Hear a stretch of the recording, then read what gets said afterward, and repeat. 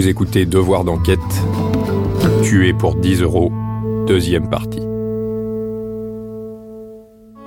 Au fil du temps, ce drame, le destin tragique d'Anne-Marie, se transforme peu à peu en dossier judiciaire. 74 ans de vie se résument désormais à quelques lignes, dans un rapport d'autopsie, dans les journaux, dans les procès-verbaux. Pour sa famille, Anne-Marie a disparu 2 fois. Serafina Pireda l'a effacée de leur vie, mais aussi de la société. Madame Pireda a ôté la vie à maman, mais je pense qu'elle a ôté la vie de toute une famille. Laurence Villette, fille de Anne-Marie Sautelet. La joie de toute une famille, ça c'est sûr. Combien de temps on aurait encore pu vivre des jours heureux avec elle.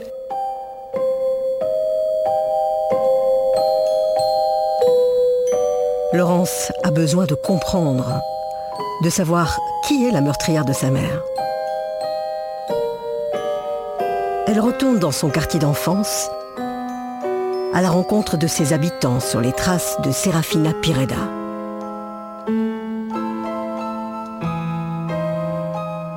C'est une dame qui a à peu près mon âge. Aline Gillin, habitante de la rue d'Andal. Qui a eu un enfant très tard, donc il a surprotégé, donc qui était assez étrange dans sa façon de faire et sa façon d'agir. À mon avis, c'était une dame qui était déjà bizarre en soi, qui avait une drôle de façon de parler, une drôle de façon de se comporter. Voilà, donc c'est pas quelqu'un vers qui, d'instinct, j'aurais été, quoi. Dans son quartier, pour les uns, Serafina Pireda est donc une femme au comportement étrange. Pour d'autres, c'est une mère de famille tranquille. Ce qui est certain, c'est que plusieurs de ses voisins s'en méfiaient. On voyait qu'il y avait quelque chose qui n'était pas net dans ses intentions. Fatima Gallet, habitante de la rue d'Andal. Vouloir forcer l'entrée de la maison des gens... Je peux le dire, maintenant j'avais peur. Elle voulait absolument rentrer chez les gens, rentrer dans la vie des gens. Pour moi, c'est quelque chose de littéralement incompréhensible. La Serafina que j'ai connue... Stéphane Quin, habitant de la rue d'Andal. Et la Serafina qui a commis le drame, pour moi, ce ne sont pas les mêmes personnes. D'un côté, la personne douce, artiste, gentille, et vraiment une toute autre personne, avec une telle violence, une telle force. C'est presque impensable d'un point de vue humain. Cet homme habite Boussu depuis toujours. Aujourd'hui, parler de Serafina provoque un véritable malaise dans le quartier. Comme d'autres habitants, il préfère rester anonyme. La famille Pireda est bien connue ici depuis longtemps et pas uniquement pour de bonnes raisons. Non, si on parle des parents, maman discrète, le père n'était pas très catholique, pas équilibré. Pierre, habitant de Boussu-Bois. Bon, à l'époque, je vous dis, à 35-40 ans, on avait appris dans le village qu'il avait sorti le fusil, il avait tiré. Et je vous dis, dans ces années-là, quelqu'un qui sortait avec un fusil, c'était pas rien, hein, ça passait pas inaperçu. Hein. Un père violent peut-il expliquer les 43 coups infligés à Anne-Marie ? En tout cas, cet héritage particulier n'a pas empêché Serafina Pireda de mener une vie normale. Pendant plusieurs années, elle est mère au foyer, s'occupe de la maison, de son mari et de leur fils unique. Mais dès 2008, elle supporte mal plusieurs décès dans son entourage. Rien ne va plus. Son état mental se dégrade. Ses voisins assistent impuissants au changement de son caractère. Ça s'est passé sur des années, ça a été vraiment par paliers, mais j'ai vu Serafina vraiment se dégrader, même physiquement. C'était une dame très coquette. Et puis petit à petit, elle n'a plus vraiment pris soin d'elle. Elle a subi une lente, dégressive descente aux enfers pour moi. Oui. À cette époque, Serafina Pireda est suivie par un psychiatre. Le diagnostic tombe. elle souffre de dépression. Elle prenait des médicaments pour l'aider dans sa maladie, pour surmonter sa maladie. Elle a, je pense, commencé à boire. Elle a fait des mélanges dangereux, c'est-à-dire médicaments et alcool. Mais c'est quelque chose à laquelle on a pensé, effectivement, lors du drame qui s'en est suivi. Ce cocktail d'alcool et d'antidépresseurs rend Serafina Pireda agressive. Son couple se dégrade. Jusqu'à un jour de 2015, où une énième dispute tourne mal. Elle a une dispute avec son mari, c'est bien que ça a chauffé, son mari s'est retourné, elle est venue avec un couteau, mais elle a quand même bien arrangé. Ces jours n'étaient pas en danger, mais bon, c'est quand même, elle a quand même poignardé son mec. Mais je pense qu'on a envie de tous les jours. Madame Pireda, c'est pas quelqu'un de méchant. Hein. Je pense que c'est quelqu'un qui vit normalement. Philippe Mailleux, avocat de Jean-Pierre Villette. Mais quand elle se met dans un état pareil, elle devient incontrôlable. Et si elle est frustrée, elle peut devenir dangereuse. La frustration, je pense que c'est un de ses moteurs, dans le sens où, lorsqu'elle a blessé son mari, c'est parce que son mari voulait l'empêcher, alors qu'elle était déjà saoule, d'aller dans la rue pour vendre des bibelots. Donc il y a une opposition à elle, et comme il y a une opposition, elle a violenté son mari.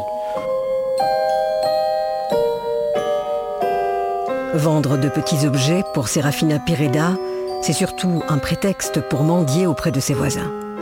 Son allocation de la mutuelle ne suffit pas pour acheter l'alcool et les médicaments qu'elle consomme chaque jour. Elle n'avait plus beaucoup d'orgueil, rien ne l'arrêtait. Julie, voisine de Serafina Pireda. Il fallait qu'elle fasse des choses et qu'elle obtienne à tout prix ce dont elle avait besoin. Dépressive et alcoolisée, Serafina Pireda est prête à tout pour obtenir de l'argent. Et depuis l'agression de 2015, son mari est parti. Plus rien ni personne ne l'arrête. Je faisais du porte-à-porte pratiquement pour quémander de la nourriture et principalement de l'argent. Et il lui arrivait de s'arrêter aux façades des maisons et de regarder s'il y avait de la vie à l'intérieur. Alors certains lui donnaient de l'argent, voire un peu de nourriture aussi. Et elle faisait toute la rue comme ça jusqu'à ce qu'elle aille chez Madame Sautelet, chez qui elle allait régulièrement et qui lui donnait régulièrement, je pense, un billet de 10 ou même un peu de nourriture, etc. Jusqu'à ce jour où Madame Sautelet en a eu assez et qu'elle a refusé la demande de Madame Pireda, de Serafina. Ce jour-là, c'est le 21 octobre 2016, le jour du meurtre. Depuis cette date, Laurence et Francesco tentent de reconstituer les quelques heures précédant la mort d'Anne-Marie.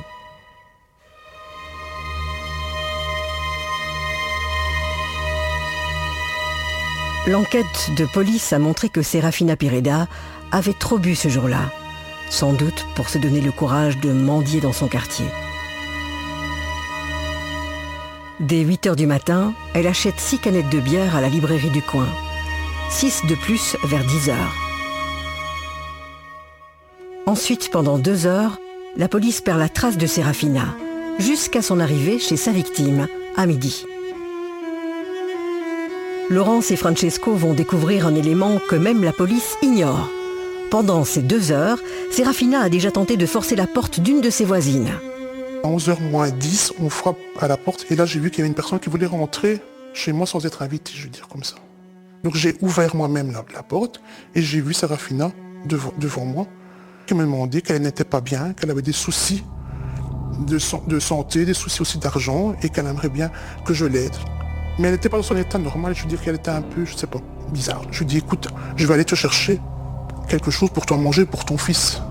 Elle a voulu me suivre, mais j'avais un chien qui avait 4 mois, qui a commencé à aboyer d'une drôle de façon, mais très méchant. Et le réflexe que j'ai eu de lui dire, c'est de dire ne rentre pas, mon chien est méchant. Et quand je suis revenu, elle était vraiment près de ma porte de ma cuisine en fait. Et elle est retournée, je veux dire, elle est ressortie de la maison.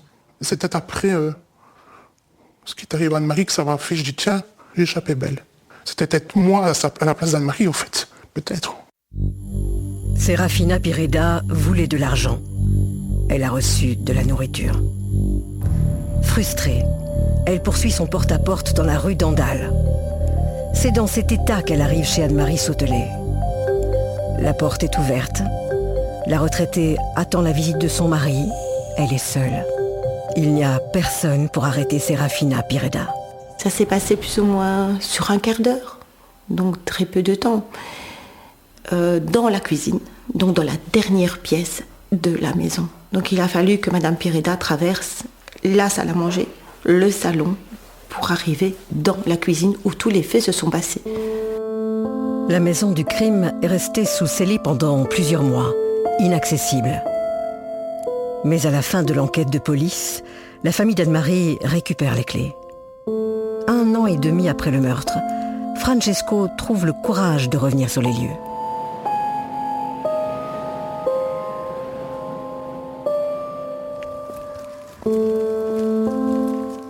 Il accepte de nous ouvrir la porte.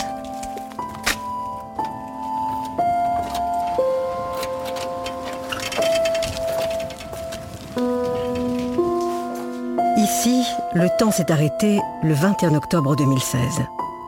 Le sang a été nettoyé, mais les traces de lutte sont toujours là. Donc la dispute a commencé par les fleurs par terre, puis ça a poursuivi à d'autres pièces. Et comme elle était plus forte que ma belle-mère, est-ce qu'elle ne l'a pas traînée à la 2e pièce?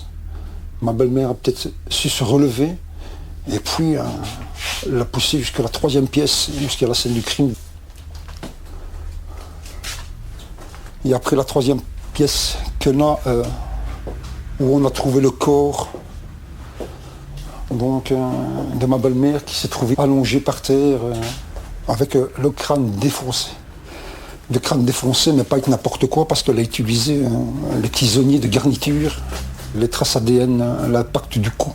D'après ce que la PJ nous a fait comprendre, comme c'était une extrême violence, le coup, c'est toutes les traces de sang, suivi de coups avec un marteau et d'autres objets qu'elle a pu lancer sur sa tête, puisque son crâne était à moitié défoncé.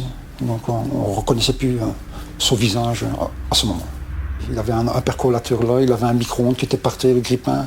Est-ce que ma belle-mère n'a pas eu ça directement aussi, pendant qu'elle était par terre, pour l'écraser encore plus? Et alors on a trouvé à côté d'elle aussi un couteau. Les lieux portent encore les stigmates de l'agression. L'endroit témoigne du supplice d'Anne-Marie. Mais pour sa famille, les raisons de ce massacre restent obscures. Comment expliquer une telle violence, une telle colère? Seule la meurtrière le sait. Selon elle, Anne-Marie l'a insultée, l'a traitée de mendiante quand elle lui a réclamé un simple billet de 10 €. Pour Nathalie, la voisine de Serafina Pireda, elle s'est peut-être sentie humiliée. Il se pourrait effectivement que Serafina ait eu à ce moment-là un mouvement de colère ou que son orgueil se soit réveillé justement et qu'à ce moment-là, elle a commis l'irréparable. Serafina Pireda s'est déchaînée sur sa victime pour 10 € et un simple reproche. Mais après le massacre, elle a gardé la tête froide. Elle ne s'est pas enfuie. Elle est restée dans la maison pendant de longues minutes. Nous sommes dans la chambre des parents, donc la chambre de ma belle-mère et de mon beau-père, voilà. Que Madame Pireda a eu le temps de visiter après le crime qu'elle a commis, bien sûr. Donc, vu la bagarre qu'il y avait eu en bas, elle a réussi à amener des taches de sang. Vous tuez, je sais pas moi, vous retournez, vous partez. Et sinon, elle a pris le temps de faire armoire par armoire, pièce par pièce.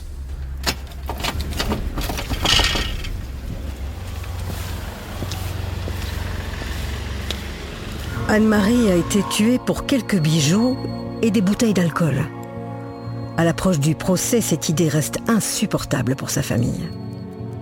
Quelques jours avant l'audience, Laurence se rend au palais de justice de Mons.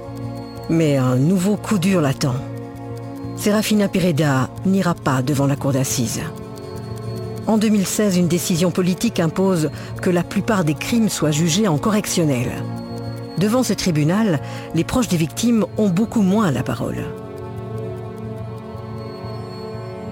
En correctionnel, en fait, on a l'impression de ne pas exister, d'être là, oui, mais sans plus. On est oublié.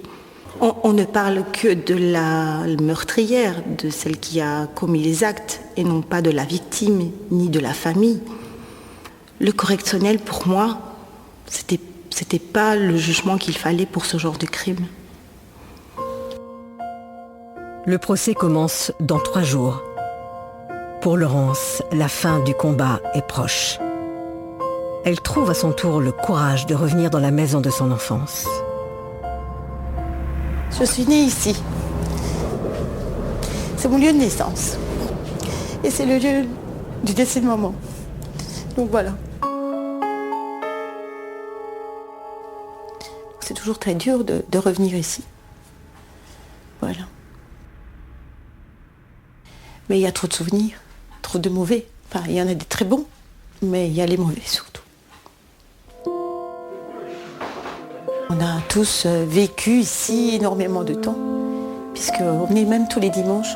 On faisait des réceptions tous les dimanches, maman nous recevait. Et on ne pouvait pas passer un dimanche, il fallait absolument qu'on vienne manger. Cette vie, ces souvenirs gâchés, Laurence veut que la meurtrière les entende au tribunal. Mais jusqu'à la dernière minute, Serafina Pireda tente d'échapper à son procès. On a reçu un courrier, le courrier de l'avocat de la défense, avec une défense qui pourrait peut-être jouer contre nous. L'idée de la défense, c'est que Madame Pireda prenait des sédatifs et des antidépresseurs. Et apparemment, le sédatif provoque un cas sur 10 000, une dépersonnalisation. Elle n'a trouvé que ça, en fait. Prouver qu'elle est le cas sur les 10 000 cas qui pourraient avoir ce symptôme, en fait, cet effet secondaire. Serafina Pireda était-elle responsable de ces actes au moment du meurtre? Pourrait-elle échapper à la prison? L'idée est intolérable pour Laurence. Mais la justice a tranché. Le procès aura bien lieu. L'audience commence par l'interrogatoire de la prévenue par le juge Renaud Moulard. Quelle est votre position, madame, sur le reproche qui vous a été fait par le ministère public? Est-ce que vous reconnaissez et le vol et le meurtre pour faciliter le vol? Je n'avais l'intention ni de tuer, ni de voler, et je l'ai fait. On retrouve 43 plaies contuses, 43, et aussi ce qui semble être des traces d'étranglement. C'est ça que je ne comprends pas, je ne me souviens pas. Ce témoignage, pour la famille de la victime, c'est une succession de contre-vérités et de trous de mémoire. Devant le tribunal, Serafina Pireda se présente comme malade, irresponsable. Les expertises psychiatriques démontrent pourtant le contraire. Elle était dépressive, mais pas folle. Pour l'avocat général, cette violence extrême ne peut être justifiée par la maladie mentale. 43 plaies contuses distinctes, distribuées en région faciale et au niveau du cuir chevelu essentiellement. Donc on a frappé à la tête pratiquement constamment. Et effectivement, c'est sans doute la plaie et l'enfoncement du crâne qui est à l'origine du décès de madame. Et c'est vrai que les photos sont assez horribles et spectaculaires. Des plaies qui ont été sans doute causées avec le marteau, avec le tisonnier, avec les couteaux, puisqu'on va retrouver également en région dorsale des coups de couteau. Et là aussi, c'est pas anodin. On va utiliser ses mains. Il y a des traces d'étranglement sur le cou de Madame Sautelet. C'est une fureur sans nom qui s'est déclenchée ce jour-là. Le problème majeur en l'espèce, il n'est pas lié à la maladie mentale, pas. Ça, c'est la réalité. Pour l'avocat général, Serafina Pireda est bien responsable de ses actes. Ni son état mental, ni ses mélanges d'alcool et de médicaments ne la disculpent. Au procès, Serafina Pireda ira jusqu'à inverser les rôles et se présenter comme une victime. Elle va accuser Anne-Marie Sautelet de l'avoir agressée pour justifier le meurtre. Dans votre déclaration, madame, vous dites que vous voulez lui emprunter 10 €. Quelle a été la réaction de madame Sautelet ? La dame m'a traitée de mendiante. Je voulais partir, mais elle m'a tirée par les cheveux. Pourquoi vous êtes pris par les cheveux ? Parce que vous étiez sur le pas de la porte, il suffisait de vous dire de partir, il n'y a rien qui a été dit, pas un mot ? Non, elle m'a emportée dans la cuisine. La dame a pris le tisonnier et j'ai reçu un coup. J'ai pris le tisonnier de la main de la dame, j'ai fait un massacre. On a la haine, on regarde la dame, mais oui, je suis très en colère. On n'a aucune envie, c'est de se lancer dessus et lui faire subir ce qu'elle a fait subir à votre maman. Vous savez, quand elle nous dit « j'étais sur le seuil et on m'a tiré par les cheveux et on m'a donné un coup sur la main parce que j'ai dû me protéger », on lui a pas arraché les cheveux. Comment on sait le dire, ça ? Pas simplement sur la base des photos, hein ? Parce qu'à nouveau, le médecin légiste a examiné Madame Pireda et a constaté quoi ? Qu'elle n'a pas de touche de cheveux arrachés. A constaté quoi d'autre ? Qu'il n'y a pas de bosse, qu'il n'y a pas d'hématome. Elle n'a pas reçu de coup. Alors madame, moi je comprends. C'est terrible, c'est horrible. Il faut que vous viviez avec ça. Il faut que d'autres vivent avec ça. Mais des coups, vous n'en avez pas reçu, en tout cas selon moi. Pas de questions ? Oui, je vous en prie. Madame Pireda a commis un meurtre, le meurtre d'une maman, d'une épouse, d'une grand-mère. Elle a supprimé une vie, mais pas qu'une seule vie. Elle a aussi supprimé la vie de toute une famille. Parce que nous étions une famille très unie. Nous faisions tout ensemble. Et maintenant, maman nous manque énormément. Je suis désolée. Voilà ce que je voulais dire. Après une journée de débat, le procès est terminé. Laurence a pu s'exprimer, faire entendre sa souffrance au bourreau de sa mère. Le jugement sera prononcé un mois plus tard. Au fond, au pénal, attendu qu'en date du 21 octobre 2016, Sautelet Anne-Marie sera retrouvée morte en son domicile, lequel avait été manifestement fouillé. Dans son jugement, le président du tribunal insiste sur la sauvagerie de Serafina Pireda et le nombre ahurissant de coups. Voilà, Madame Pireda. Le tribunal vous a condamné pour vol avec circonstances aggravantes de meurtre à une peine de 23 ans d'emprisonnement et à une mise à disposition du tribunal d'application des peines pour une durée de 10 ans, prenant cours à l'expiration de la peine de 23 ans. Voilà. Le tribunal a considéré Serafina Pireda comme responsable de ses actes. Elle n'est pas malade mentale. Elle est condamnée à une peine sévère. Mais pour la famille d'Anne-Marie, ce procès a un goût amer. Serafina Pireda reste une énigme, un fantôme, une inconnue qui a brisé leur vie en moins d'une demi-heure, le 21 octobre 2016.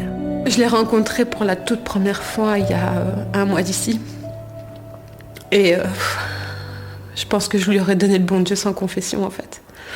Parce que physiquement parlant, elle ne paye pas de mine. Maëlys Diambusso, petite fille d'Anne-Marie Sautelet. Je pense que je l'aurais croisée dans la rue, jamais j'aurais pu imaginer quoi que ce soit. Je pense que c'est une mère de famille, donc qui est susceptible d'être grand-mère ou qui est grand-mère, je ne sais pas, mais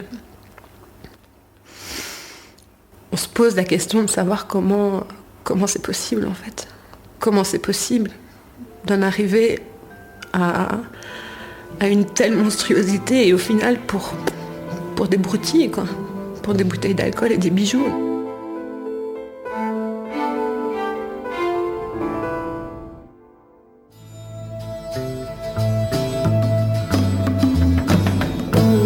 Vous venez d'écouter Devoir d'enquête. Si vous avez aimé ce podcast, vous pouvez vous abonner sur votre plateforme de podcast préférée et suivre Initial Studio sur les réseaux sociaux. Devoir d'enquête est un podcast d'Initial Studio adapté du programme audiovisuel éponyme produit par la RTBF. Cet épisode a été réalisé par Jean-Christophe Adnet et Adrien Lasserre. Production exécutive du podcast Initial Studio. Production éditoriale Sarah Koskiewicz et Mandy Lebourg, assistée de Cypriane Liger. Montage Johanna Lalonde, avec la voix d'Emmanuel Rebinder.